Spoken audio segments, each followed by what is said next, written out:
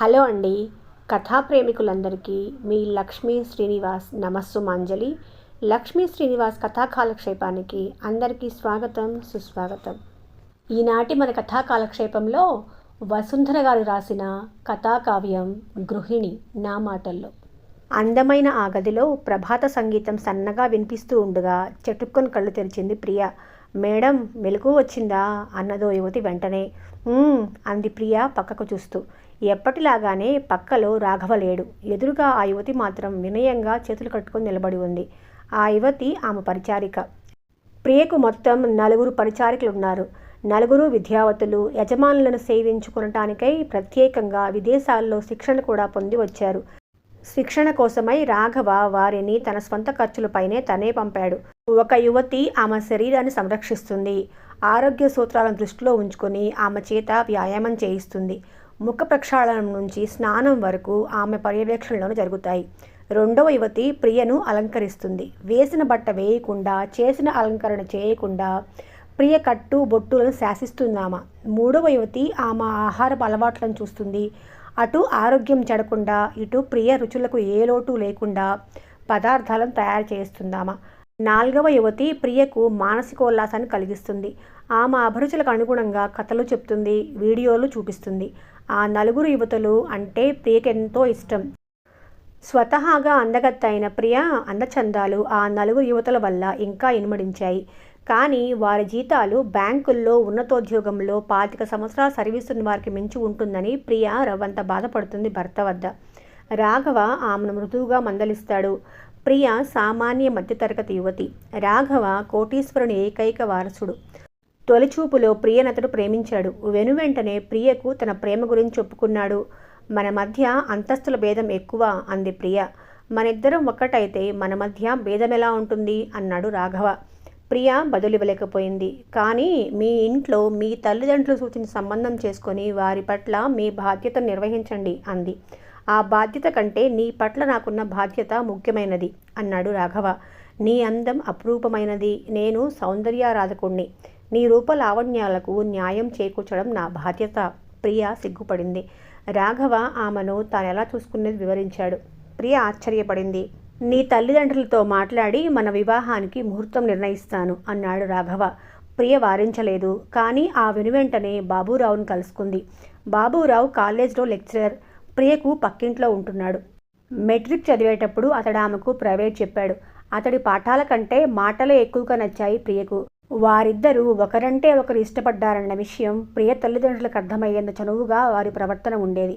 బాబూరావుకి కట్నం తీసుకోకూడదన్న ఆదర్శం ఉందని తెలిసి ప్రియ తల్లిదండ్రులు సంతోషించారు. చెల్లెలి పెళ్లి కాగానే ప్రియను పెళ్లి చేసుకోవాలని బాబూరావు అనుకుంటున్నాడు. అయినా ప్రియ BA 2వ సంవత్సరంలో ఉండగా రాఘవ ఆమెను చూశాడు.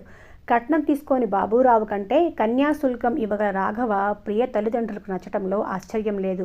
అందుకే ప్రియ బాబూరావును కలుసుకొని మొత్తం విషయం చెప్పింది.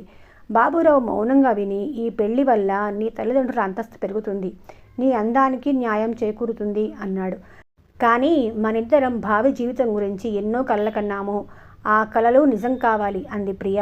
మనం కన్న కలలు సామాన్యమైనవి. ఇప్పుడు నీ జీవితమే ఒక అందమైన కలగా మారబోతుంది అన్నాడు బాబూరావు. నీవు లేకుండా నా భావి జీవితాన్ని ఊహించుకోలేను అంది ప్రియ.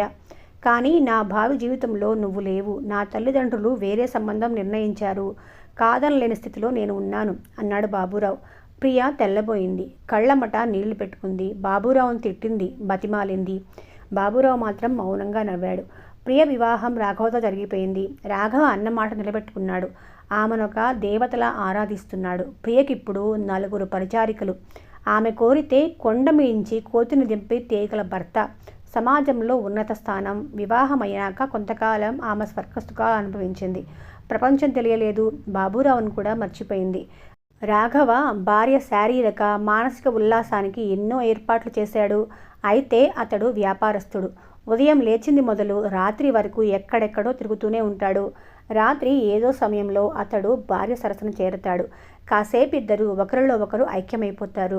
అతడు తీయని మాటలు చెప్తాడు. అతడి సాంగత్యంలో అపూర్వ అనుభూతిని పొందుతుందామా. ప్రియ సౌందర్యాన్ని రాఘవ ఆరాధిస్తాడు. ఆ ఆరాధన ప్రియకు కలిగించే తృప్తి అంతా ఇంతా కాదు. ప్రియా అని అతడు పిలిస్తే తనువు పులకిస్తుందామకు. రాత్రి అతడి దగ్గరగా వచ్చి పడుకుంటే ఏదో తెలియని మత్తు ఆమెను ఆవహిస్తుంది. కానీ ఒక రాత్రి చూస్తే అతడు పక్కలో ఉండడు. ఆమె అతడి కోసం తడుముకుంటూనే ఉంటుంది. మొదటిసారి అలా జరిగినప్పుడు ఆమె అతడిని అడిగింది, రాత్రి ఎక్కడికి వెళ్ళిపోయారు అని. నీవు నా భార్యవు, అందువల్ల మనిద్దరిది ఏకశయ్య కావాలి. నీ అందం నన్ను అమితంగా ఆకర్షిస్తుంది. అందుకని నేను దగ్గరగా తీసుకుంటాను, తీసుకొని ఊరుకోలేను. ఒకరిలో ఒకరు ఐక్యమవుతాం, అంతటితో నాకు తృప్తి కలగదు. కానీ దేవతగా నిన్ను ఆరాధించే నేను నా కోరికలను అదుపు చేసుకోవటం కోసం నీకు దూరంగా ఉంటాను. నిన్ను అపురూపంగా చూసుకుంటాను నేను. అందుకే నీ పక్కలో ఎక్కువసేపు ఉండను అన్నాడు రాఘవ. భర్త భార్య వద్ద కోరికలను అదుపు చేసుకోవడం ఏమిటో ప్రియకు అర్థం కాలేదు. అలాగని తీరని కోరికలతో ఆమె శరీరం వేగిపోవాల్సిన స్థితి రాఘవ కారణంగా ఏర్పడనూ లేదు. అయినప్పటికీ భర్త పరాయి స్త్రీలకు మరుగుతున్నాడన్న అనుమానం ప్రియకు వచ్చింది. తన అనుమానాన్ని ఎంతకాలం దాచుకోలేదామా. ఆమె అనుమానాన్ని వింటూనే రాఘవ బాధగా, నీ అనుమానం నిజమని రుజువు చెయ్యి, నువ్వే శిక్ష విధించినా భరిస్తాను అన్నాడు. ప్రియ భర్త పైన గట్టి నిఘా వేసింది. ఆమెకు రుజువులు దొరకలేదు. ఆమె భర్త ముందు తన ఓటమి అంగీకరించి, మీరు నా కోసం మీ సమయం వెచ్చిస్తే నాకు సంతోషంగా ఉంటుంది అంది. నీకు భవంతులు కావాలంటే చెప్పు, పరిచారికుల సంఖ్య పెరగాలంటే చెప్పు, నగలు కావాలంటే చెప్పు, క్షణాల మీద ఏర్పాటు చేయగలను. నన్ను మాత్రం నీకు దూరంగా ఉండని. నేనెక్కడున్నా నీ గురించే ఆలోచిస్తూ ఉంటాను. ఎంత ముఖ్యమైన పనిలో ఉన్నా నీ తలపులు నన్ను వీడవు అన్నాడు రాఘవ. మీరు నాకు దూరంగా ఎందుకు ఉండాలి? దగ్గరగా ఉన్నప్పుడు నా మనసెలా అదుపు తప్పుతున్నది నాకు తెలుసు. నా మనసును అదుపు చేసుకోవటానికి ఉన్న ఏకైక మార్గం నీకు వీలైనంత దూరంగా ఉండటం. ఆ దూరం మన మధ్య ఆకర్షణ పెంచుతుంది. నా కారణంగా నీ అందం మాసిపోకుండా కాపాడుతుంది అన్నాడు రాఘవ. నా అందం త్వరగా మాసిపోతుందని మీ భయమా? నీ అందం మాసేది కాదని నాకు తెలుసు. అలాగని మాపటానికి ప్రయత్నించలేను కదా అన్నాడు రాఘవ. అతడి మనసులో ఏమున్నదో ప్రియకు తెలియదు. కానీ భర్త అతను 1000 కళ్ళతో కనిపెడుతున్నాడని ఆమెకు తెలుసు. ఆమె మనసుకు రవంత కష్టం తోచిన, శరీరానికి సుమంత గాయమైన అతడికి వెంటనే తెలిసిపోయేది. వెతుక్కుంటూ వచ్చి విలవిల్లాడిపోయేవాడు. ఇంత చిన్న విశేషం మీకు ఎలా తెలుస్తుంది అని ప్రియ ఆశ్చర్యపడుతుంది. నేను నీకు దూరంగా ఉన్నానని నీ అనుమానం. నా మనస్సు ఎప్పుడు నిన్నే అంటిపెట్టుకుని ఉంటుంది అంటాడు రాఘవ. అందరూ ప్రియ అదృష్టవంతురాలని అంటారు. ఆమె సాధారణ మధ్యతరగతి యువతి. పెళ్లి కానప్పుడు తన పనులు తాను చేసుకోవటమే కాక ఇతరుల పనులు కూడా చేసేదామా. ఇప్పుడు ఆమె పనులు చేయటానికే కాక ఇతరుల పనులు చేసి పెట్టడానికి కూడా పరిచారకులు ఉన్నారు. ఆమె అంతస్తునింతగా పెంచిన భర్త ఆమె నుంచి కృతజ్ఞతాభావాన్ని ఆశించడానికి బదులు తనే కృతజ్ఞతాభావంతో వంగిపోతున్నాడు. ఆమెను ఉన్నత స్థానంలో ఉంచి ఆరాధిస్తున్నాడు. రాఘవ ప్రేమారాధన గురించి అందరూ వింతగా చెప్పుకునేవారు. అంతటి కోటీశ్వరుడు విలాసాల జోలికి పోకుండా కేవలం భార్యనలా ఆరాధించడం ఒక విశేషమనేవాడు. విశేషం నా ప్రేమలో కాదు, నీ అందంలో ఉంది. నారు పోసినవాడు నీరు పోస్తాడు. భగవంతుడు నీ అందానికి న్యాయం చేకూర్చడం కోసం నన్ను సృష్టించాడు. నాకు సిరులిచ్చాడు అంటాడు రాఘవ. వివాహమై 1 ఏడాది గడిచాక క్రమంగా వాస్తవంలోకి రాసాగింది ప్రియ. అప్పుడు ఆమెకు బాబూరావు గుర్తుకొచ్చాడు. అతడు తనను నిరాకరించాడన్న విషయం కూడా ఆమెకు గుర్తొచ్చింది. అతన్ని ఒకసారి కలుసుకొని తన అదృష్టాన్ని అతడు గుర్తించేలా చేయాలనుకుంది. ఒకరోజు ఆమె స్వయంగా వెళ్ళి అతన్ని కలుసుకుంది. బాబూరావు ఆమెని అభిమానంగా పలకరించాడు. ఆమె చెప్పిందంతా విని, నీకు ఇలాంటి అదృష్టం పడుతుందని తెలియటంతోనే నీ అందానికి తగిన న్యాయం చేకూరుతుందని అనుకున్నాను. అందుకే నిన్ను నిరాకరించాను. నాకిప్పుడెంతో సంతోషంగా ఉంది అన్నాడు. ప్రియా తెల్లబోయి, నా మీద ప్రేమతో కాదు స్వార్థంతోనే నన్ను నిరాకరించావు. ఇప్పుడు ఊరికే అబద్ధం చెప్తున్నావు అంది. నిన్ను కాక వేరే ఎవరినైనా వివాహం చేసుకున్నప్పుడు నేను చెప్పింది అబద్ధమని నేను నమ్ముతాను అన్నాడు బాబూరావు. ప్రియ నిశ్చేష్టురాలై, అయితే నీవు ఇక వివాహం చేసుకోవా అంది. ప్రియ ప్రశ్నకు కాలమే బదులిచ్చింది. ఇప్పుడు ప్రియకు వివాహమై 10 ఏళ్లు దాటింది. ఆమెకి 2 పిల్లలు.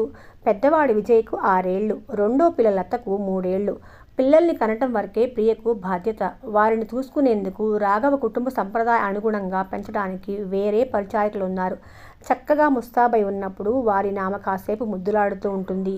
2 పిల్లల తల్లైనా ప్రియలో మార్పేమీ లేదు. రాఘవ ప్రేమలోనూ మార్పు లేదు. బాబూరావు జీవితంలోనూ మార్పు లేదు. అతడు వివాహం చేసుకోలేదు. ప్రియ మాత్రం వివాహం అయ్యాక తొలిసారి అతన్ని కలుసుకున్న రోజు నుంచి ఇంతవరకు ప్రతిరోజు వెళ్ళి అతన్ని కలుసుకుంటూనే ఉంది. పక్క దిగలేనంత జబ్బు చేసినప్పుడు 2 పురుల సమయంలోనూ మాత్రం ఆమె అతన్ని కలుసుకోలేకపోయింది. సాయంత్రం 6 నుంచి రాత్రి 9 వరకు ఆమె ప్రతిరోజు బాబూరావు గదిలో గడుపుతుంది.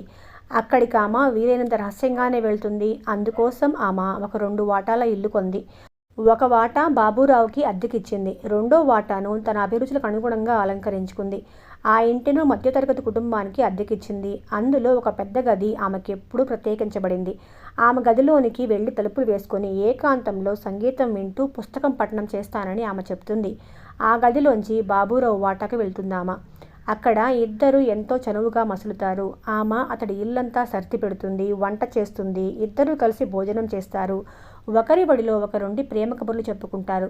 వారి విధంగా రహస్యంగా కలుసుకుంటున్నప్పటికీ ఇద్దరిని ఆ సమయంలో చూసిన వాళ్ళెవరైనా వారిద్దరూ ఒకరి కోసం ఒకరిగా పుట్టిన ప్రేమికులని, ఎన్నో ఏళ్లుగా కలిసి జీవిస్తున్న దంపతులని అనిపిస్తుంది.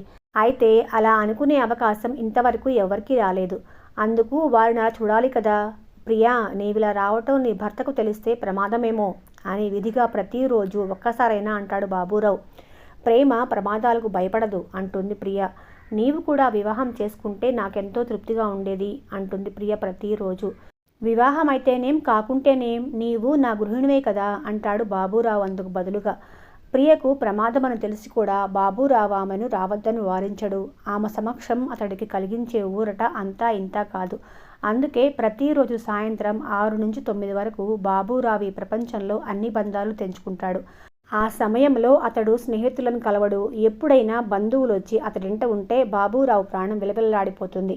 జీవితమంతా ఇలాగే గడిచిపోతే నేను భగవంతుడిని కోరుకునేదేమీ ఉండదు అన్నాడు బాబూరావు ఒకసారి. అదే మాట ప్రియ తన మనసులో అనుకుంది. కానీ జీవితం ఎవ్వరికీ సాఫీగా గడవదు.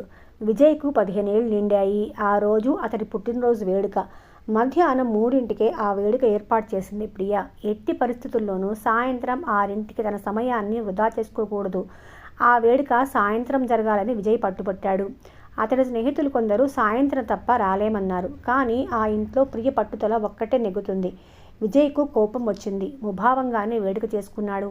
తనయుడు సంతోషాన్ని కూడా కాదని తల్లి పొందే అనుభవం ఏమిటో అతడి ఊహకందలేదు. అమ్మా, నేను నీతో ఆ గదికి వస్తాను అన్నాడు విజయ్. ప్రియ ఒప్పుకోలేదు. తల్లి అక్కడేం చేస్తుందో చూడాలని విజయ్ కుతూహలం పెరిగింది. అందు గురించి అతడు పథకం ఆలోచించాడు. ఒకరోజు విజయ్ ఆ ఇంటిని క్షుణ్ణంగా పరీక్షించాడు. బాబూరావు ఇంట్లోంచి ఆ గదిలోకి ప్రవేశించే అవకాశం ఉందని గ్రహించాడు. ముందుగా తల్లి గదిలోని లోపల గడియ తీసేశాడు. బాబూరావు ఇంటి వాటాలో రహస్యంగా ప్రవేశించడానికి బాత్రూమ్ లైన్ ఎన్నుకున్నాడు. ఆ చిన్ని కుర్రాడి బుర్రలో ఇలాంటి పథకం ఉందని అటు బాబూరావుకు కానీ ఇటు ప్రియకు కానీ తెలియలేదు.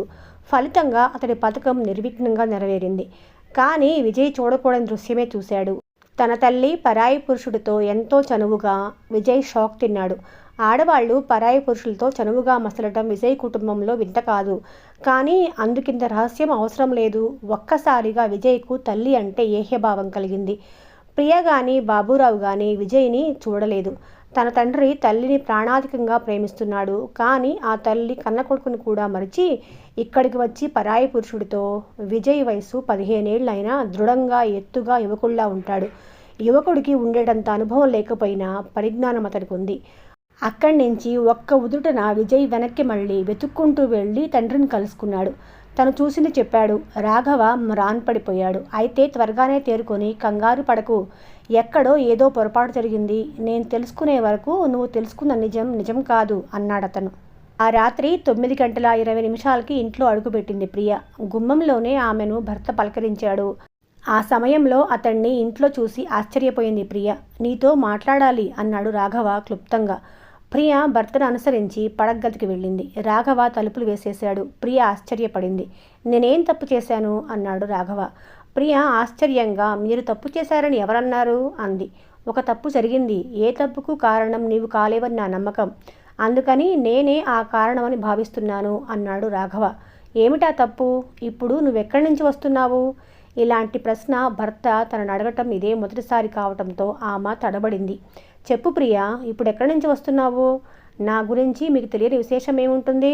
అయినా సరే నీ నోట వింటాను. చెప్పు. మన ఇంటికి వెళ్ళి ఏకాంతంగా నా గదిలో సంగీతం వింటూ పుస్తక పఠనం చేశాను. నువ్వు అబద్ధం చెప్తున్నావు. మీకు తెలిసిన నిజమేమిటో చెప్పండి అంది ప్రియ. నువ్వు ఆ పక్క వాటాలో బాబూరావుతో ఆగాడు రాఘవ. ప్రియ ముఖం ఎర్రబడింది. అంటే మీరు నా మీద నిఘా వేసి నా రహస్యాలు తెలుసుకుంటున్నారన్నమాట. మీరు నన్ను అనుమానిస్తున్నారన్నమాట. రాఘవ చెల్లించకుండా, లేదు, నిన్ను అనుమానించేవాణ్ణైతే ఈ విషయం ఎప్పుడో తెలుసుకునేవాణ్ణి. నిన్ను ఆరాధించాను, నీకు స్వేచ్ఛనిచ్చాను. ఆ స్వేచ్ఛ నిన్ను పెడదారులు తొక్కించడంలో నా తప్పేమిటో నాకు తెలియటం లేదు అన్నాడు. నేను పెడదారులు తొక్కలేదు అంది ప్రియ. సమాజపు నీతి నియమాలు నీ అభిప్రాయాన్ని అంగీకరించవు. ప్రియ కళ్ళల్లో నీళ్లొచ్చాయి. ఇంతకాలం మీరందరి పురుషుల్లాంటి వారు కారనుకున్నాను. ఈరోజు అది అబద్ధమైపోయింది. మీరు నన్ను అనుమానిస్తున్నారు. మీ అనుమానానికి ఆధారం లేదు. ఆధారం అంటే అది సంపాదించడానికి మీరు ప్రయత్నించారని అర్థం. ఆ ప్రయత్నం నన్ను అనుమానించడమే కదా అంది ప్రియ. రాఘవ నిట్టూర్చి, ప్రియా, నువ్వు నా ప్రేమను అర్థం చేసుకోలేవు. నువ్వు బాబురావును కలుసుకునేందుకు అక్కడ వెళుతున్నావన్న విశేషం నాకు ఈరోజే తెలిసింది. అయినా అది రుజువు చేసుకునేందుకు రెడ్ హ్యాండెడ్గా నిన్ను పట్టుకోవాలని అనుకోలేదు. నిన్నే అడిగి నిజం తెలుసుకోవాలనుకున్నాను. నిన్ను నేరస్తురాలుగా పరిగణించడం నాకు ఇష్టం లేదు. కానీ నీ కన్నబిడ్డల ద్వేషానికి నీవు గురి కాకూడదన్నది నా కోరిక అన్నాడు. అంటే నువ్వు రోజు బాబురావును కలుసుకుంటానంటే ఇప్పటికీ నాకే అభ్యంతరం లేదు. కానీ ఆ విషయం మన బిడ్డలకు తెలియకుండా చూసుకోవడం నీ బాధ్యత. ఈరోజు విజయ్ మిమ్మల్ని ఇద్దరిని చూసి నీ మీద ద్వేషం పెంచుకొని నా దగ్గరికి వచ్చి చెప్పాడు అన్నాడు రాఘవ. ప్రియ తెల్లబోయింది. ఆమెకు నోట మాట రాలేదు. రాఘవ ఆమెకేం జరిగిందో ఎలా జరిగిందో చెప్పాడు.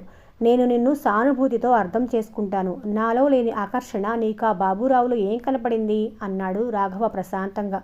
తమాయించుకునేందుకు ప్రియకు కాసేపు పట్టింది. తర్వాత ఆమె గొంతు సవరించుకొని నెమ్మదిగా చెప్పటం ప్రారంభించింది. నేను మధ్యతరగతిలో పుట్టాను. నా అందం అసామాన్యమైనదని మీరు అనుకున్నారు. కానీ మానసికంగా నేను సామాన్యురాలిని. మీరు నన్ను సినీ తారలాగో మహారాణిలాగో చూస్తున్నారు. ఆ జీవితం కొంతవరకు నాకు బాగానే ఉంది. అయితే బాబురావు నేను పెళ్లికి ముందు ప్రేమించుకున్నాం. భావి జీవితం గురించి కొన్ని కలలు కన్నాం. నాకు సంబంధించినంతవరకు ఆ కలలు సామాన్య గృహిణివి. మీతో వివాహమయ్యాక ఆ కలల్లో ఒక్కటి కూడా తీరలేదు అని ఆగింది ప్రియ. ఆ కలలు ఏమిటో నేను తెలుసుకోవచ్చా అన్నాడు రాఘవ కుతూహలంగా.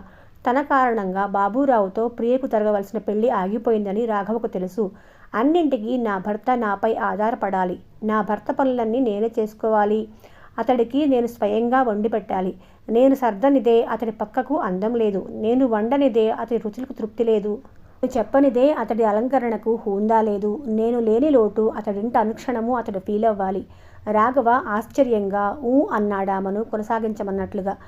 బాబురావు ఇంట్లో నేను అతని బట్టలు ఉతికాను. అతడి రుచులకు అనుగుణంగా వండి పెట్టాను. అతడింటిని తీర్చిదిద్దాను. అతడు నన్ను అభినందిస్తుంటే ఎంతో ఆనందించాను అంది ప్రియ.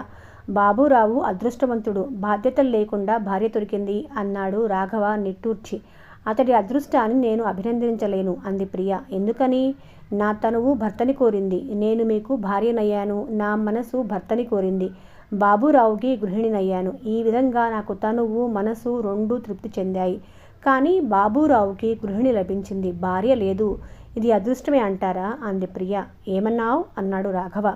ప్రియ బదులివ్వకుండా అతడి వైపు చూసింది. ఆమె కనుల భాష రాఘవకు తెలుసు. అవి అతడికెన్నడూ అబద్ధం చెప్పలేదు. తన ఇంట గృహిణి కాలేక ఆమె బాబురావును ఆశ్రయించింది. శారీరకంగా ఆమె ఏ తప్పు చేయలేదు. తారలు మహారాణులు తమ సౌందర్యాన్ని పరుల కోసం జీవించే తమ పద్ధతులకు అనుగుణంగా మలుచుకుంటారు. కేవలం తన కోసమే జీవించాలనుకున్న ఒక యువతిని వారిలా తయారు చేయాలనుకున్న కారణంగా ప్రియ మానసిక అసంతృప్తిని చల్లార్చుకునేందుకు మరో పురుషుడిని ఆశ్రయించింది. ప్రియా, మగడిని అనుమానించిన మగువను భగవంతుడు కూడా తప్పు పట్టలేడు. మన బాబుకు నేను నచ్చెప్పుకుంటాను. ఈ రోజు నుండి నీవు నా భార్యవి కాదు, గృహిణివి అన్నాడు రాఘవ. మన కథలు కొనసాగుతూనే ఉంటాయి. ఆ కొనసాగింపులో మీరు కూడా భాగమయ్యేందుకు మన ఛానల్ను సబ్స్క్రైబ్ చేసుకొని నన్ను తప్పకుండా సపోర్ట్ చేయండి. ఇప్పటి వరకు విన్నవారు మన కథలకు లైక్ కూడా ఇవ్వండి.